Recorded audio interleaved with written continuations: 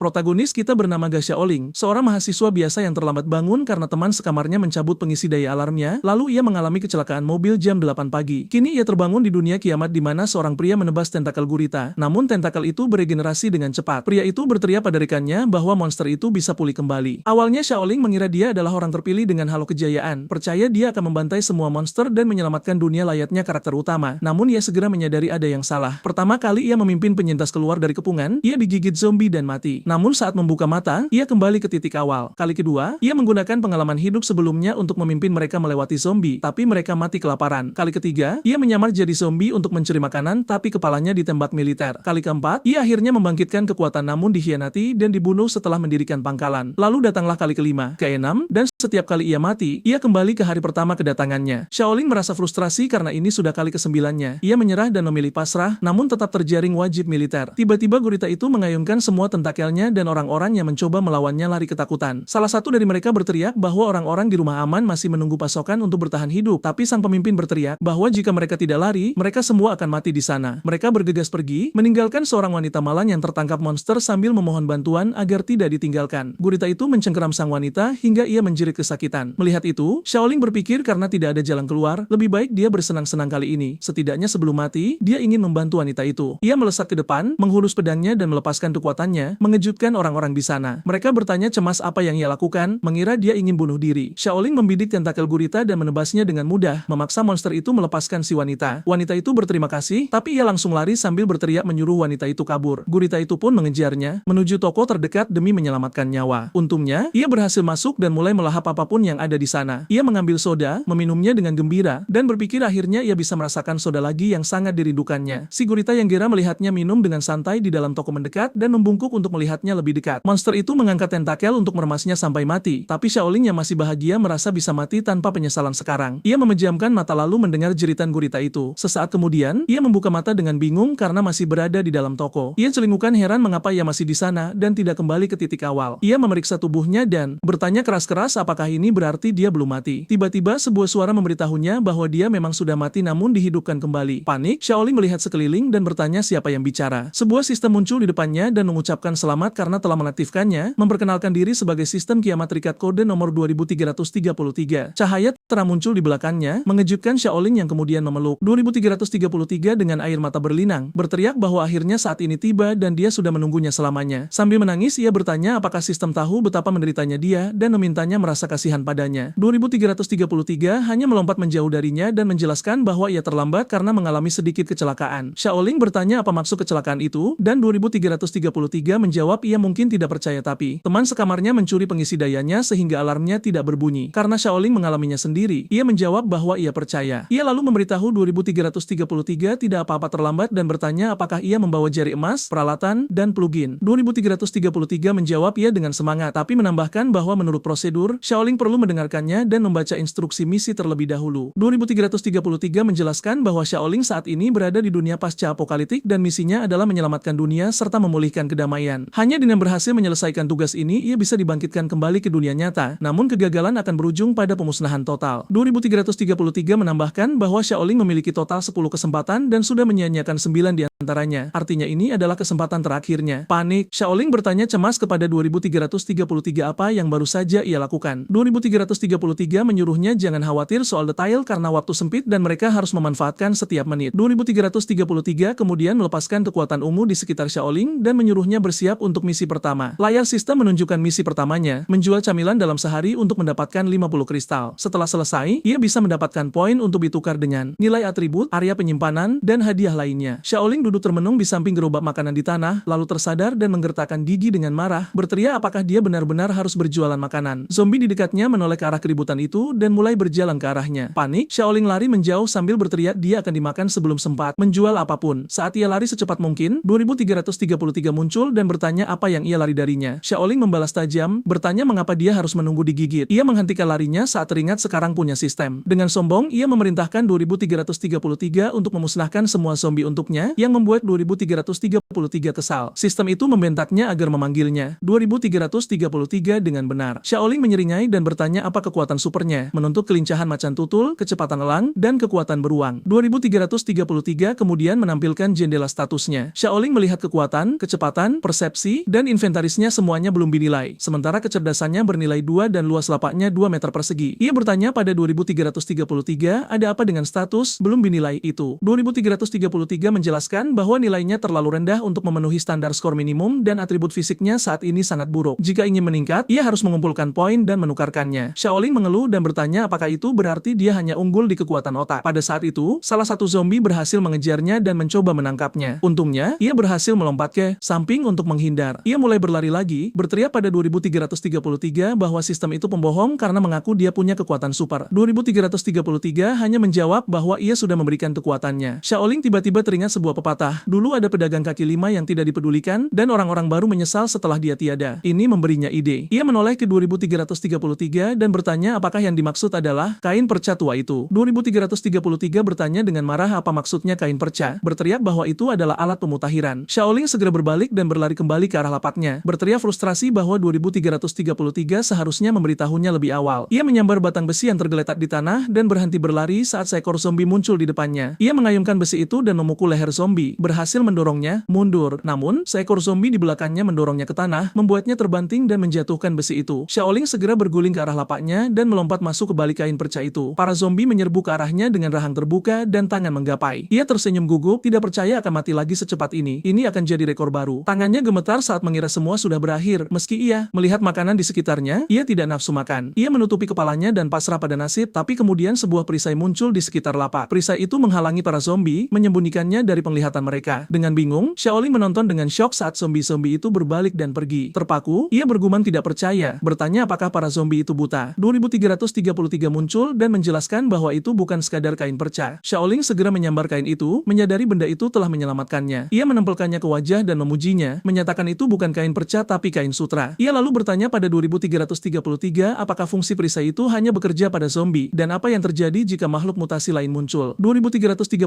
menjelaskan bahwa kain itu bisa menahan segala bentuk serangan dan selama Xiaoling tetap berada di jangkauan lapak, tidak ada dari dunia luar yang bisa melukainya. Dengan mata terbelalak, Xiaoling bertanya apakah 2333 serius. Ia berdiri, memejamkan mata, dan berputar-putar dengan kain ajaibnya, merasa dirinya tak terkalahkan. Namun, 2333 memperingatkan agar jangan terlalu bersemangat. Ia menjelaskan bahwa fungsi pelindung properti lapak hanya bisa digunakan 3 kali sehari. Jika ia gagal menyelesaikan tugas dalam batas waktu, fungsi itu akan gagal. 2333 mengingatkannya bahwa matahari akan terbenam dalam setengah jam. Setelah gelap, aktivitas zombie akan meningkat pesat. Xiaoling menggerutu bahwa area itu baru saja disapu zombie sehingga tidak ada orang di sekitar. Ia bertanya apakah mereka serius mengharapkannya membuka lapak di sana. Pada saat itu, ia mendengar seseorang berkata, hari ini benar-benar beruntung. Terkejut, Xiaoling menoleh untuk melihat 3 pria mendekat. Salah satu dari mereka memberitahu rekannya bahwa mereka menemukan hasil panen yang tak terduga dan bos mereka akan terkejut. Xiaoling berpikir dalam hati bahwa langit pasti sedang membantunya. Orang-orang itu mendekatinya, penasaran dengan kehadirannya saat mereka melihat permen di lapak makanannya. Mereka bertanya bagaimana barang seperti itu bisa ada di tempat seperti ini. Xiaoling yang kini bersemangat, dengan antusias memberitahu mereka bahwa toko kecil itu tidak hanya punya permen tapi juga keripik kentang, kerupuk udang, dan soda. Ia bertanya apa yang ingin mereka makan. Para pria itu syok dan bersemangat memastikan adanya keripik kentang, dendeng sapi, dan soda. Hal-hal yang tidak mereka rasakan selama 3 tahun. Xiaoling yang ingin jualan memberitahu ini hari pertamanya membuka lapak dan takbir telah mempertemukan mereka. Ia berjanji tidak akan menjual barang seharga 998 atau bahkan 98 kristal, tapi hanya 50 kristal untuk semua camilan itu. Sambil tersenyum, ia bertanya apakah itu bukan penawaran yang bagus. Para pria itu saling menatap dalam diam sebelum meledak dalam tawa. Mereka pikir Xiaoling pasti gila karena mengharapkan mereka membayar untuk camilan itu. Salah satu pria mengeluarkan pistol, mengambil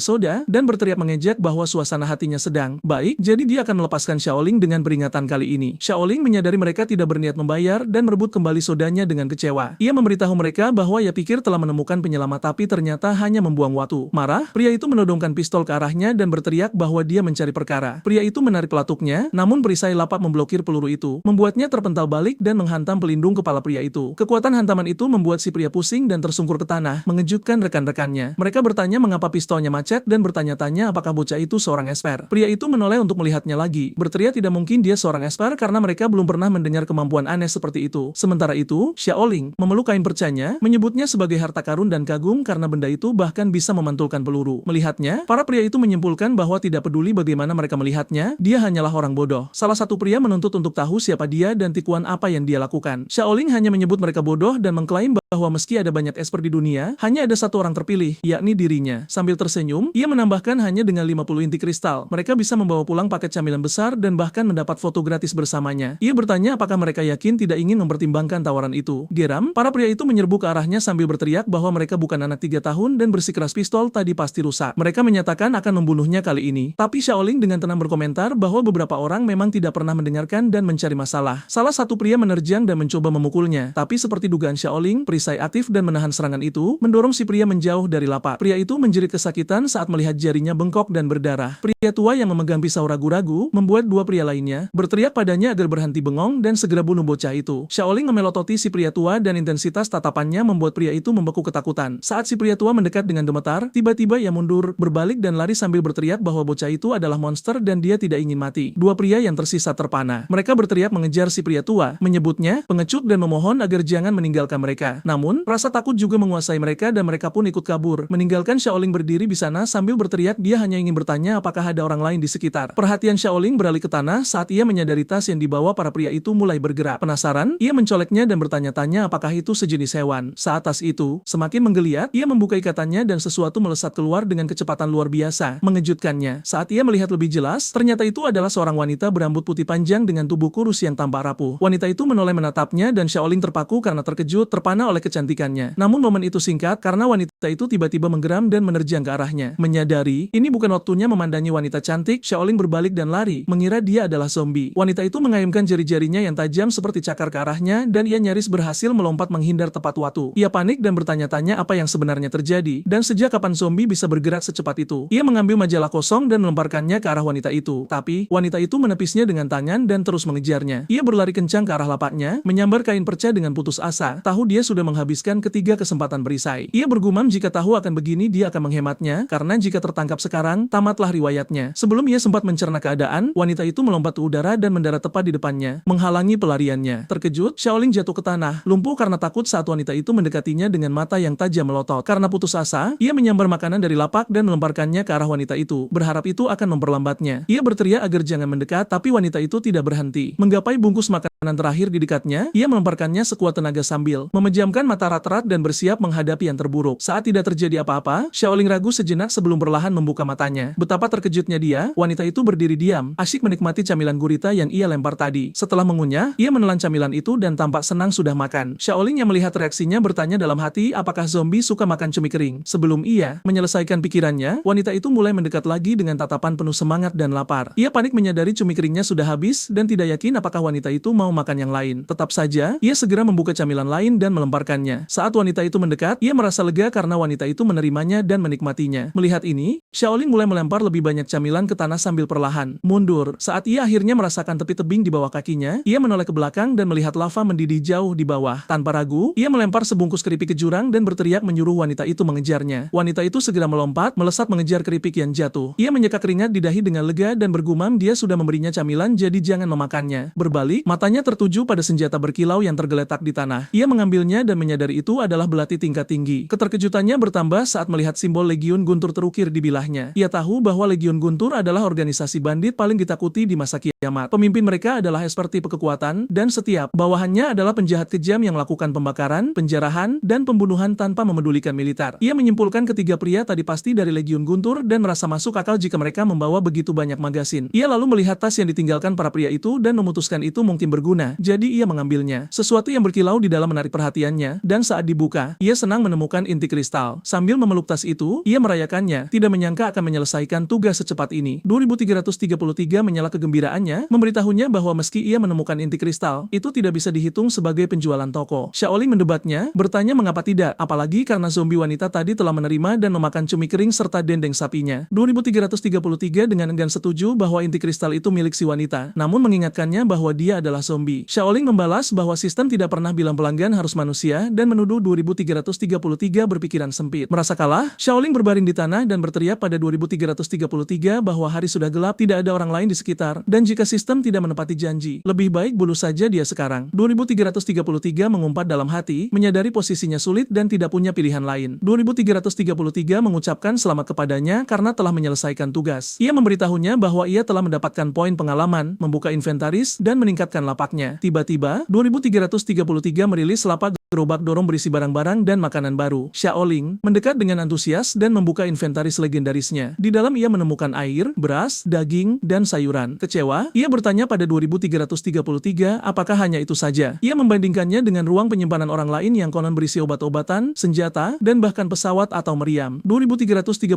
menjelaskan bahwa ini adalah sistem makanan, bukan sistem ksatria, memicu keluhan Xiaoling bahwa sistem itu pelit. Masih penasaran? Ia bertanya untuk apa. Poin pengalamannya bisa ditukar. 2333 menampilkan pilihan dan biaya poin setiap item. Namun, Xiaoling hanya punya 21 poin. 2333 memberitahunya bahwa dengan tingkat isinya saat ini, ia hanya bisa menukar poin dengan barang-barang dasar. Xiaoling mengejek betapa buruknya semua itu dan mulai mencemaskan pertahanannya karena perisai lapa hanya bisa menahan serangan 3 kali sehari. Ia tahu, peningkatan sangat diperlukan. Dengan tekad bulat, ia menyuruh 2333 untuk menukar semuanya dengan stamina. 2333 patuh dan meningkatkan staminanya sebanyak 1 poin. Setelah jeda singkat, Xiaoling dan 2333 saling bertatapan. Ia mengeluh tidak merasakan perubahan apapun, tapi 2333 mengabaikannya dan mengungkapkan misi berikutnya, mendapatkan 100 inti kristal dalam 24 jam dan merekrut pelayan. Xiaoling berteriak, tidak percaya pada kesulitan mendapatkan 100 inti kristal. Ia mengeluh lapak pinggir jalannya sudah kecil dan sekarang mereka mengharapkannya berbagi tempat dengan orang lain. Saat ia terus mengomel, sebuah selebaran tiba-tiba menempel di wajahnya. Saat ditarik, ia melihat iklan toko teh susu. Gambar di selebaran itu menampilkan wanita yang sama yang dulu sering membagikan selebaran di dekat sekolahnya, mengajak siswa mencoba minumannya secara gratis. Xiaoling cemas bertanya-tanya apakah dia masih hidup. Terlepas dari kekhawatirannya, ia berpikir bekerja dengan wanita secantik itu tidak akan buruk. Sambil mendorong gerobaknya ke depan, ia merasakan gelombang motivasi. Sementara itu, kembali ke tebing, wanita berambut putih itu melompat keluar dari lava dan mendarat di tanah. Ia melihat sekeliling mencari jejak Xiaoling tapi tidak menemukan apapun. Dengan sedih, ia terdiam sejenak sebelum berbalik dan mulai berlari. Keesokan harinya, Xiaoling tiba di toko teh susu. Saat mengintip ke dalam, ia syok melihat zombie berkeliaran di sana. Ia segera menutup pintu, meminta maaf karena mengganggu, dan langsung menarik gerobaknya sambil lari. Ia bergumam pada diri sendiri, bertanya-tanya apakah itu zombie yang sama dengan yang ia temui kemarin dan mengapa mereka begitu gigih. 2333 mengingatkannya bahwa dialah yang mendatangi mereka duluan. Saat zombie-zombie itu mulai mengejarnya, salah satu melompat ke arah gerobaknya, namun perisai gerobak aktif dan melempar zombie itu menjauh. Xiaoling bergegas di balik gerobaknya, berteriak pada para zombie agar jangan menyia-nyiakan pertahanannya. Ia mendorong gerobak itu ke depan dengan kecepatan penuh dan zombie tadi mulai bergerak lagi, menekuk tubuhnya yang patah dan mengejarnya seperti Sadako. Zombie itu hampir menggigit kakinya, tapi Xiaoling berhasil menarik kakinya tepat waktu. Ia berteriak frustrasi menuduh zombie itu menarik kakinya, lalu menendangnya keras hingga terpental ke mesin soda. Zombie lainnya terhenti karena syok saat mesin berat itu jatuh menimpa beberapa dari mereka hingga mati. Xiaoling menatap tidak percaya, tidak menyangka bisa melakukan itu hanya dengan satu tendangan ke kepala. Ia akhirnya menyadari bahwa peningkatan kekuatan dari upgrade staminanya benar-benar bekerja. 2333 mengucapkan selamat atas pembunuhan pertamanya dan menghadiahinya sebuah jas hujan sekali pakai. Xiaoling picked it up skeptically, bertanya apakah itu bukan sekadar lembaran plastik. 2333 menjelaskan agar jangan meremehkan jas hujan itu. Benda itu terbuat dari bahan berteknologi tinggi yang bisa memblokir semua zat berbahaya, bahkan ia bisa berenang di limbah nuklir saat memakainya. Namun, itu hanya bisa digunakan sekali. Terlepas dari fitur hebatnya, Xiaoling masih sulit percaya. Sebelum ia sempat memikirkannya lebih jauh, suara zombie yang mendekat sampai ke telinganya. Melihat ke depan, ia melihat segerombolan besar zombie mengerumuni posisinya. Ia menduga kebisingan yang ia buat tadi pasti memancing mereka. Melihat sekeliling dengan panik, ia menyadari tidak ada jalan untuk mundur. Tiba-tiba, sebuah suara memanggilnya. Berbalik, Xiaoling melihat wanita berambut kuning berdiri di salah satu toko, memberi isyarat agar ia mendekat. Pada saat itu, zombie di dalam mesin soda yang hancur bangkit kembali. Suara gerakan mereka memicu zombie di dekatnya, menyebabkan kawanan itu menyerbu ke arahnya. Panik, Xiaoling lari menyelamatkan diri ke arah toko wanita itu dan berhasil masuk tepat waktu. Para zombie melemparkan melemparkan diri ke pintu, tapi pintu itu terlalu kuat untuk ditembus. Sambil mengatur napas, Xiaoling dengan tulus berterima kasih pada wanita itu karena menyelamatkannya di saat yang tepat. Namun, saat ia melihatnya lebih dekat, ia mengenalinya. Wanita itu bertanya apakah ia mengenalnya, dan Xiaoling dengan antusias menjelaskan bahwa dia adalah mahasiswa di universitas tempat wanita itu dulu mempromosikan teh susu. Ia mengingatkannya bahwa wanita itu bahkan pernah memberinya minuman gratis. Wanita itu mempertimbangkan kata-katanya dan berpikir dalam hati bahwa pemuda itu tidak tampak luar biasa dengan penampilan yang biasa saja. Ia menduga mungkin ada banyak mahasiswa seperti dia di universitas. Tetap tersenyum, ia memberitahu bahwa ia mengingatnya. Ia menambahkan bahwa pemuda itu sangat mahir bermain basket dan menyukai teh susu mutiara rasa persik. Xiaoling segera mengoreksinya,